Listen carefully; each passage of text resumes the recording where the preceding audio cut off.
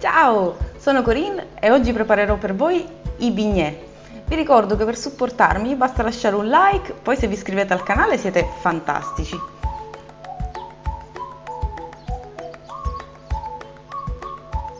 Cominciamo mettendo in pentola acqua, burro e un pizzico di sale, fino a far sciogliere tutto.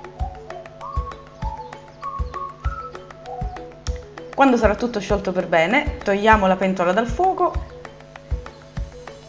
tipo adesso, e aggiungiamo in un sol colpo la farina. Mescoliamo con la frusta per togliere tutti i grumi e riportiamo tutto sul fuoco per altri 2 minuti. Quando vediamo che nella pentola si forma questa patina opaca, l'impasto sarà pronto.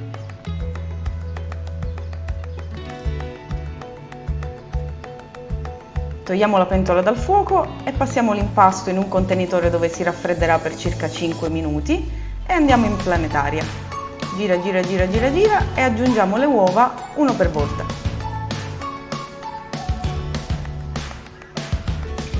Questa cosa mi è riuscita benissimo in questo video, anche se le uova le avevo aperte tutte prima. È importantissimo aggiungerle uno per volta per il risultato finale della consistenza dell'impasto.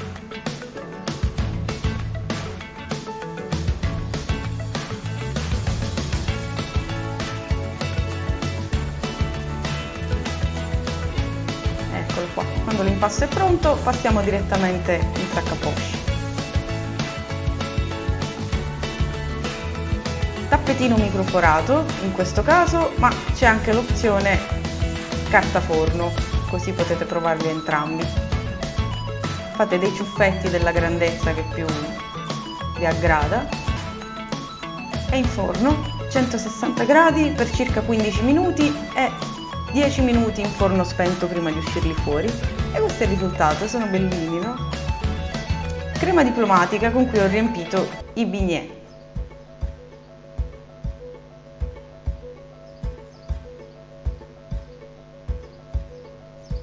Cominciamo mettendo il latte sul fuoco con la buccia di limone e un po' di estratto di vaniglia, poi voi potete usare il bacello, potete non mettere il limone. In un pentolino mescoliamo le uova con lo zucchero.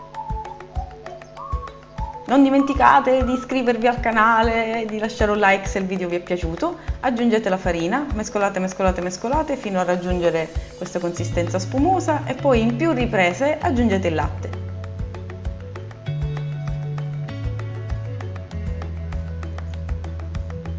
Riportate tutto sul fuoco fino a raggiungere la consistenza desiderata della crema. In questo caso la lasciamo un po' più densa perché andrà a riempire i bignè insieme alla panna che aggiungerò dopo.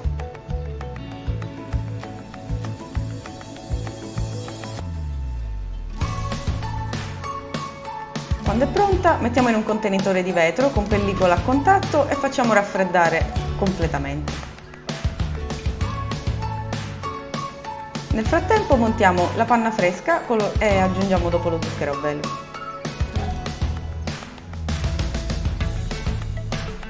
Quando la crema sarà raffreddata aggiungiamo la panna montata, gira, gira, gira, gira, gira, gira e la crema diplomatica è pronta.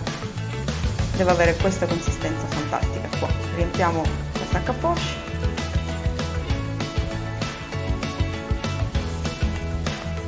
Con la maestria che solo io ho nell'usare la sac à poche, che è terrificante, riempite i vostri bignè. Però sono venuti buonissimi. Un bacio, ciao!